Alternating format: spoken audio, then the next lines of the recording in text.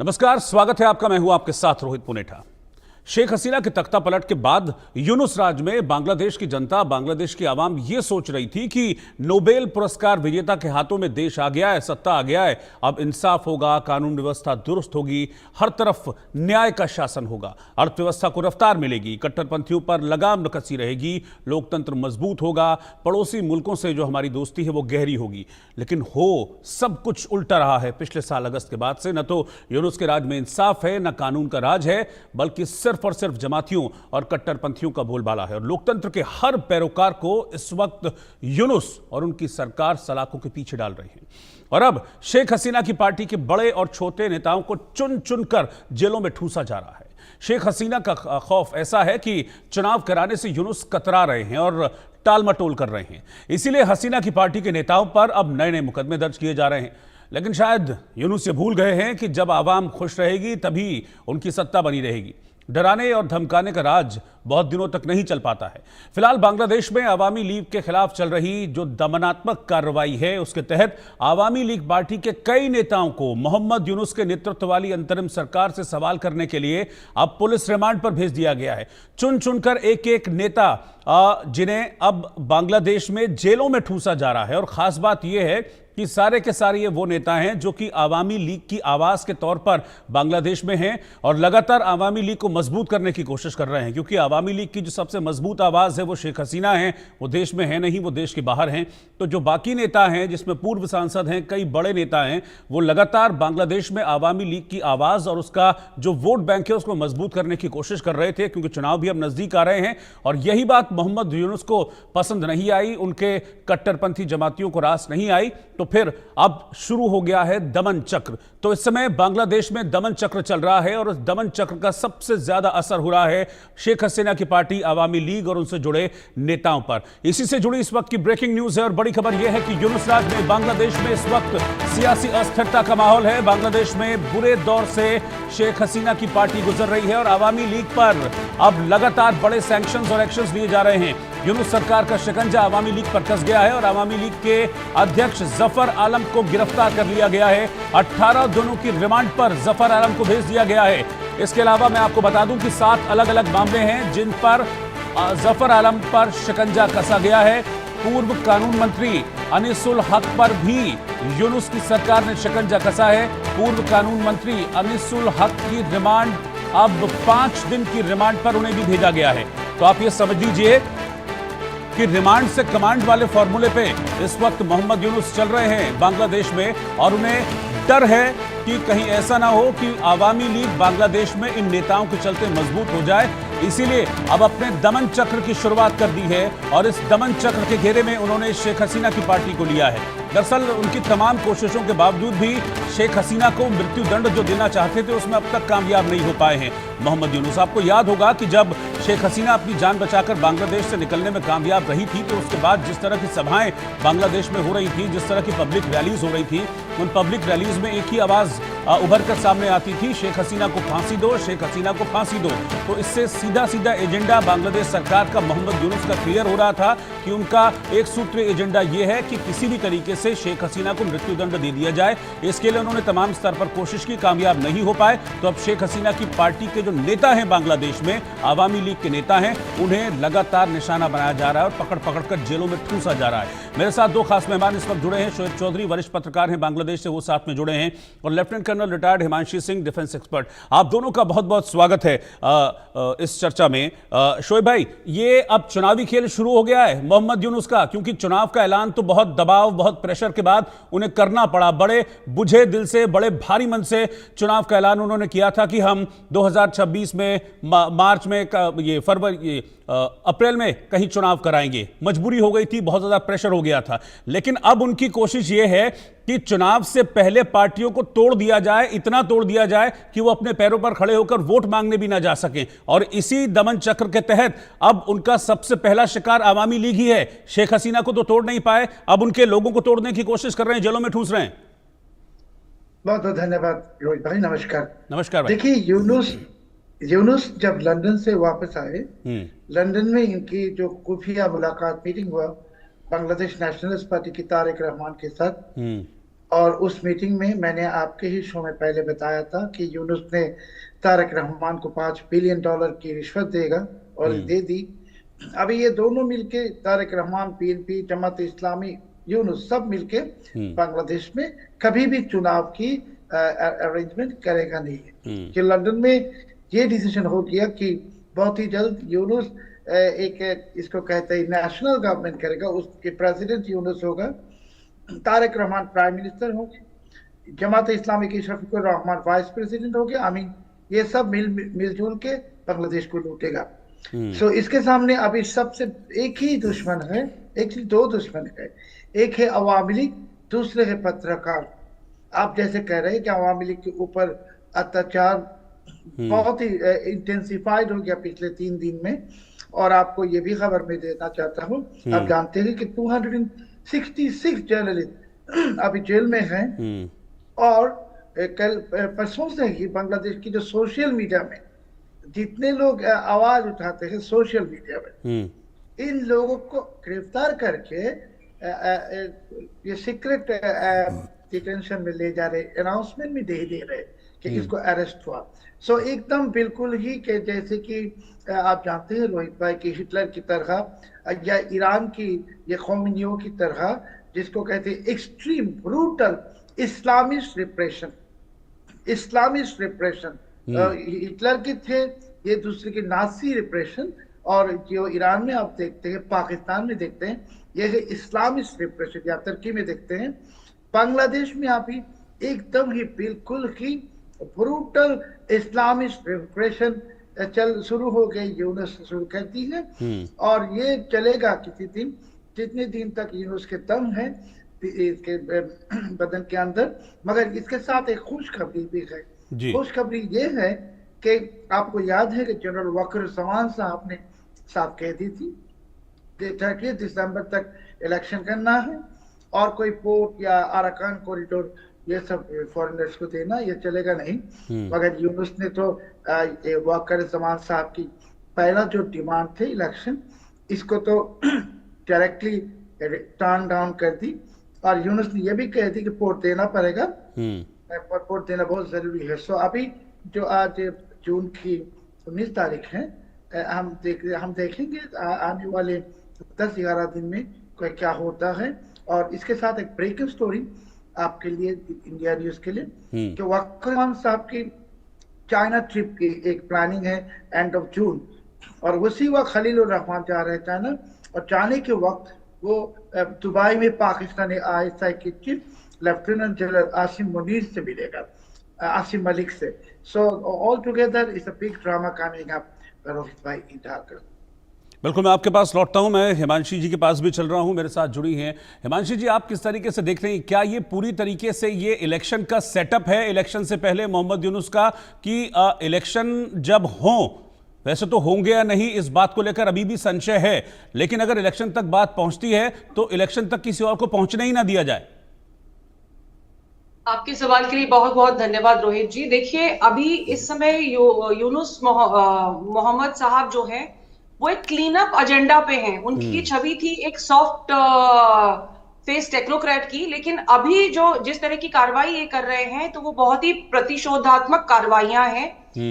जिस तरीके से इन्होंने आवामी लीग के नेताओं को जेल में डाला है और जिस तरह के ये उन पे आरोप लगा रहे हैं, तो कहीं ना कहीं ये BNP के लिए एक जमीन तैयार कर रहे हैं। तो किसी भी तरीके से अगर चुनाव बांग्लादेश में होते हैं तो वो एक तो निरपेक्ष नहीं होंगे, क्योंकि आप ऑलरेडी जमीन तैयार कर रहे हो। और जिस तरीके से वो लंदन में जाके तारिक रहमान से मिलके आए थे, और तारिक रहमान साहब की जो वाइफ है वो भी अभी आके गई हैं बांग्लादेश में। She has already checked all the arrangements, और ये भी कहा जा रहा है कि वो वापस आके अपना घर, जो उनका गुलशन शायद नाम से है या जो भी है, वो वहीं आके रहेंगे। तो उनके लिए ऑलरेडी जमीन तैयार की जा रही है, क्योंकि कहीं ना कहीं ये चीज बहुत अच्छे से यूनुस साहब को समझ में आ गई है कि जिनसे भी उनकी पहले नजदीकियां थी वो उनके खिलाफ हो गए हैं। फिर भी क्योंकि बांग्लादेश में देखिए, चौधरी साहब मुझे करेक्ट कर सकते हैं इस चीज पे, एक ना हाइब्रिड नेशनलिज्म का सिस्टम होता है कि हिंदुओं से दूरी बताओ और अपने आप को इस्लामिक स्थापित करो। yes. और इसी के लिए वो जो है आईएसआई चीफ से मिलने का काम है, या जो कट्टरपंथी लोग हैं उनसे मिलने का काम है, और उनके लिए जमीन तैयार करने का काम है। जब तक शेख हसीना सत्ता में थी, भारत के हित काफी हद तक सुरक्षित थे, चाहे आतंकवाद का मसला हो, चाहे शरणार्थियों का मसला हो, चाहे पानी का मुद्दा हो, चाहे कनेक्टिविटी का मुद्दा हो।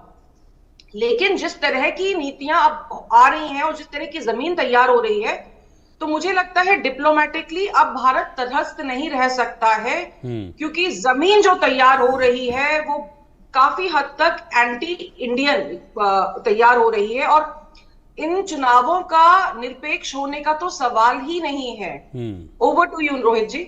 बिल्कुल, ये बहुत क्लियर है, ये मैसेज इस टाइम क्लियर दिख रहा है। यूनुस की हरकतें जो है वो बहुत क्लियरली कह रही हैं कि वो एक निष्पक्ष चुनाव तो कहीं से कहीं तक कराने वाले नहीं है। अगर पहुंच भी गए चुनाव तक तो पहली बात तो वो पहुंचने ही नहीं देंगे जिस तरह की इंटेंशन है। लेकिन मुझे एक और इंटेंशन पर डाउट हो रहा है शोएब भाई कि देखिए, आपने आवामी लीग को तो काटना शुरू कर ही दिया है। आवामी लीग को शेख हसीना जो उनके सबसे बड़ी नेता हैं वो देश के बाहर हैं, फिर भी अपनी पार्टी को वो मजबूत करने की कोशिश कर रहे हैं, लेकिन उनके नेताओं को उठा उठाकर ये जेल में ठूस रहे हैं।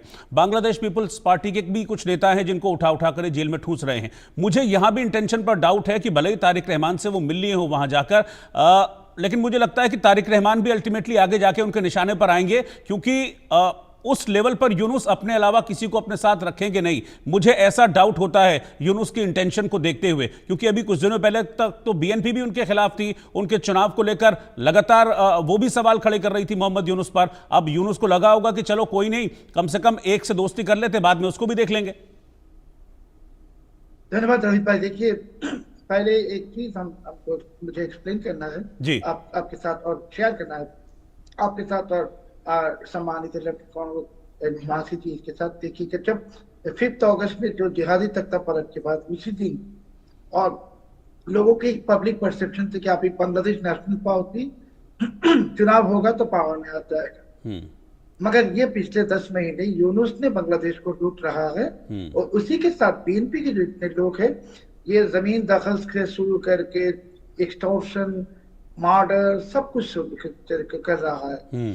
सो अभी बीएनपी का हालत भी ऐसा है कि अभी चुनाव होगा, सो बीएनपी को भी इतने वोट नहीं मिलेगा जितना वोट अवामी लीग को मिलेगा। वो यूनुस को भी मालूम हो गया, महसूस हो गया। और दूसरी, जैसे कि हिमांशु जी बता रहे थे कि यूनुस ने जो एंटी इंडिया जो एजेंडा यूनुस के थे, इसने बांग्लादेश के बहुत ही गहरा नुकसान पहुंच गए। अभी 70 लाख लोग बेरोजगार हो गई, कि फैक्ट्रीज बंद होगी, ये नंबर जुलाई तक 1 करोड़ हो जाएगा। और लोग समझ रहे कि भारत के साथ ये दुश्मनी के कारण वजह से बांग्लादेश के लोगों को बेरोजगारी बढ़ रहे और बहुत परेशानी भी बढ़ रहा है। अभी यूनुस के जो मानसा है, ये चुनाव बनाव ये सब कुछ भी नहीं रोहित भाई। यूनुस की मानसा है ये बांग्लादेश में एक सिविल वॉर की शुरुआत करवाए, और उसी के लिए ये अवामी लीग के ऊपर जो इसके अत्याचार थे इसको इंटेंसिफाई कर दिया। इंटेंसिफाई करने से अवामी लीग के 4.5 करोड़ वोटर्स है बांग्लादेश में। 4.5 करोड़ वोटर माने अवामी लीग के सपोर्ट पे is something like 7 crore to 7 crore 50 lakh. और यूनुस के साथ जो है जमात इस्लामी, हिफाजत इस्लाम, मुत्तहिद वगैरह, ये सब सारे के मिला के उनके वोट बैंक है 5 to 7%। सो अवामी लीग के सामने यूनुस के पब्लिक सपोर्ट अगर कहेंगे कुछ भी नहीं है। सो यूनुस भी जानते हैं, अभी यूनुस चाहते हैं कि बांग्लादेश में एक सिविल वॉर की शुरुआत करवाए, और अवामी लीग को ये सब मैसेज तो यूनुस ने दे दी कि ये बीएनपी के साथ सीने मिला लिया यूनुस ने लंदन में। अभी बीएनपी को वो उसके क्या कहते हैं एलाइड पार्टी के टैग लगा दी, लेबल लगा दी। अभी अवामी लीग अगर रिप्रेशन के जवाब में आएगा तो यूनुस अवामी लीग बीएनपी के ऊपर एक्शंस लेगा, और यूनुस चाहते हैं कि इस महीने में ही अगर मुनासिब हो तो एक सिविल वॉर की शुरुआत। तो 2 ही वजह है, एक है इलेक्शन नहीं करने के लिए सिविल वॉर की जरूरत है, और दूसरी है ये जो अराकान आर्मी को या अराकान स्टेट को जो कॉरिडोर देना है, मिलिट्री कॉरिडोर, उसके लिए भी एक एक्स्ट्रा ऑर्डिनरी एटमोस्फियर वो क्रिएट करना चाहते हैं, सो दैट हमारे जो आर्म फोर्सेस है वो उनके जो ये कॉरिडोर इनिशिएटिव्स को कुछ इफेक्टिवली कुछ नहीं कर सके, काउंटर नहीं कर सके।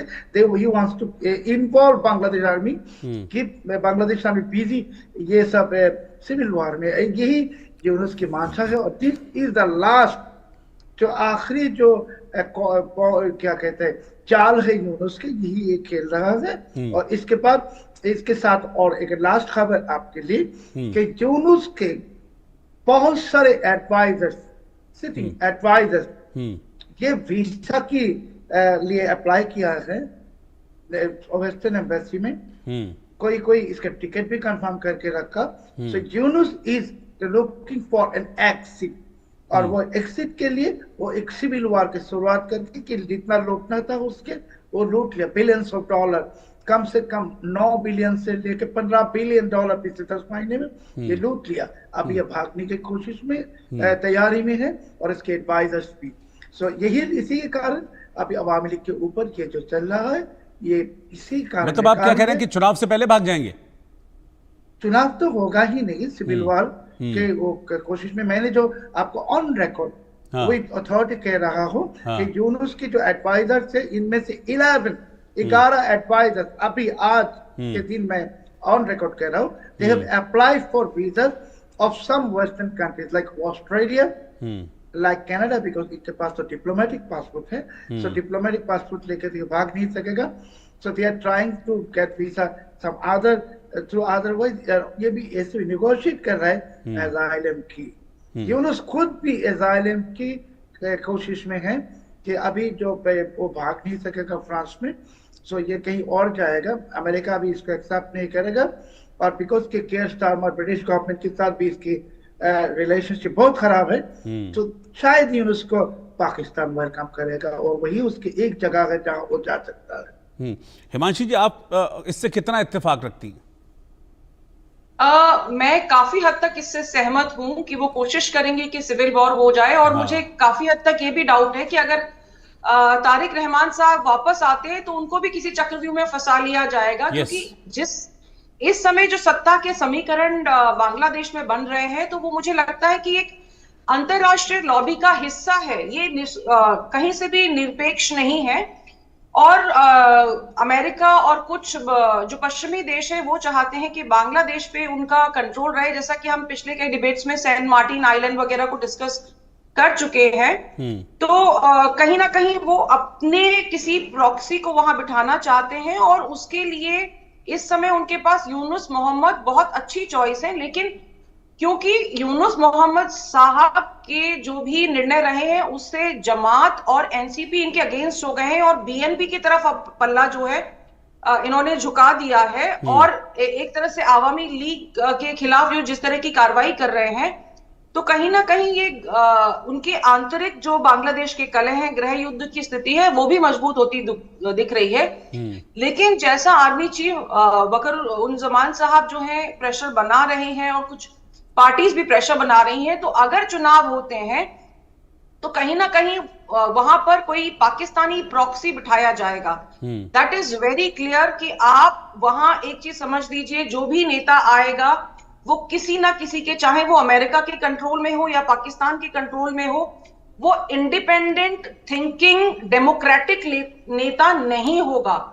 और ये संतुलन जो है, ये भारत के लिए इसलिए खतरनाक होगा कि अगर चाहे वहां गृह युद्ध हो या कोई भी इस तरह का नेता आए, तो हमारी अंतरराष्ट्रीय टेंशन्स बहुत ज्यादा बढ़ेंगी। और कट्टरपंथ क्योंकि अगर बांग्लादेश में बढ़ता है, तो वहां जो 8% हिंदू हैं, उनकी सुरक्षा पे खतरा होगा। और जो टेररिज्म नेटवर्क है जिससे हम हमेशा लड़ रहे हैं, वो बहुत सक्रिय हो जाएगा। लोगों के पास जॉब में कमी आ रही है। कोक्स बाजार में देखिए, इतना ज्यादा लोग जो हैं वो परेशान हैं वहां पे। तो कहीं ना कहीं इंटरनल थ्रेट जो है बांग्लादेश में इस समय बहुत ज्यादा है। कपड़े का इनका पूरा जो व्यापार होता था, इंडस्ट्री पूरी ठप पड़ गई है, क्योंकि इन्होंने जितने ज्यादा एंटी इंडिया वहां पे पॉलिसीज एग्जीक्यूट की हैं, तो उससे इन्होंने अपना नुकसान किया है। और उसमें सिर्फ यूनुस साहब की गलती नहीं है, ये कहीं ना कहीं एक बहुत बड़े अंतरराष्ट्रीय एजेंडे का एक हिस्सा है। और इसलिए अब हमें इसमें डिप्लोमेटिकली मुझे लगता है एक्टिव हो जाना चाहिए और अपना स्टैंड क्लियर करना चाहिए, क्योंकि बांग्लादेश में अगले आने वाले कुछ महीने बहुत संक्रमण के काल से गुजरेंगे। Over to you. ठीक है। अच्छा शोएब भाई, एक चीज बताइए, तो इस बीच आप कह रहे हैं कि गृह युद्ध जैसे हालात पैदा करने की कोशिश की जाएगी मोहम्मद यूनुस की तरफ से, सिविल वॉर होगी और उसका फायदा उठाकर ये पैसा इकट्ठा करके भाग जाएंगे। तो इसमें क्या अब सेना सब कुछ देखती रहेगी? क्योंकि सारी सिचुएशन वकारुज्जमा बहुत अच्छे से समझते हैं और उनको यह भी पता है कि Mohammad Yunus is against me, और उनके अगेंस्ट भी वो कॉन्स्पिरेसी कर चुके हैं आईएसआई के साथ मिलकर। तो वकारुज्जमा क्या मतलब देखते रहेंगे ये सारी चीजों को? भाई देखिए, ये जो पहले जो डिप्टी कर्नल हिमाचल जी ने कहा कि तारिक रहमान को वापस लाके कुछ खेलेगा यूनुस, तारिक रहमान को उसने कह दी यूनुस के लोगों ने कि आप बांग्लादेश में आओगे तो आपको बेनजीर भुट्टो की नतीजा हो सकता है, यानी तारिक रहमान को ये एसोसिनेट करेगा करके बांग्लादेश में फुल कैओस में डाल देगा। अभी आपके सवाल के जवाब में कि वकारुज्जमान साहब क्या चुप चुप बैठ के ये देखेंगे, ये मुझे ये रखते। वकारुज्जमान साहब ने जो रेड लाइन ड्रॉ की कि 30 दिसंबर तक चुनाव होना है, सो उसको तो क्रॉस कर दी, इसको वायोलेट कर दी यूनुस ने। और मैंने जैसे कहा, हिमाचल जी जो कह रहे थे कि पिछले अगले आने वाले कई महीना है नहीं, ये कहीं 3 या वीक्स हफ्ते हैं, मगर मैं दावा के साथ कह सकता हूँ कि our arm forces is absolutely patriotic, committed, and our army chief is the most popular figure in Bangladesh at this moment. He is and also army के अंदर फुल कंट्रोल है। मैं इतना कहूँगा कि अभी आवर आर्म फोर्स, हमारे जो आर्म फोर्सेस है वो वही करेगा जो any patriotic arm forces should do, और बांग्लादेश को रक्षा करने के लिए यूनुस को अरेस्ट करना, यूनुस के साथियों को अरेस्ट करना, इनको सजा के लिए तैयार करना बहुत जरूरी है। और भारत के अंदर जो ये घुसा रहे हैं terrorist, 5000 standard Pakistan is trained by ISI, ये भारत के अंदर घुस गई। अब मेरे एक आर्टिकल है प्रेस में, आप देखेंगे, कल ही पब्लिश हुआ डिटेल से, मैं आपको लिंक भी भेजूंगा। सो यूनुस बांग्लादेश को बर्बाद करने की कोशिश में नहीं, बांग्लादेश के साथ भारत की जो रिश्ता है इसको बिल्कुल ही बर्बाद करने की कोशिश कर रहा है, मगर कोई कोशिश कामयाब होने वाला है नहीं कि इन एवरी कंट्री, सब दुनिया के सब देश में जो पेट्रियोटिक आर्म फोर्सेस है वो अगर एक्ट जब करते हैं तो ये सब साजिशें कामयाब नहीं होते। मैं ऐसा कह सकता हूँ कि अभी it is a time for our arm forces and our army chief general Wakeruzzaman to take military action. Military action में पहले से कहता रहा कि कोई कूल की जरूरत है नहीं, unit is illegal, military action and it will take place any time. It's not months, it is days और वीक्स, नॉट मंथ्स। ठीक है, आप दोनों को बहुत बहुत शुक्रिया साथ में जुड़ने के लिए, शोएब भाई और हिमांशी जी साथ में जुड़ने के लिए। एक छोटे से ब्रेक के लिए हम यहाँ पर रुक रहे हैं, कुछ ही देर में लौटेंगे वापस। उत्तराखंड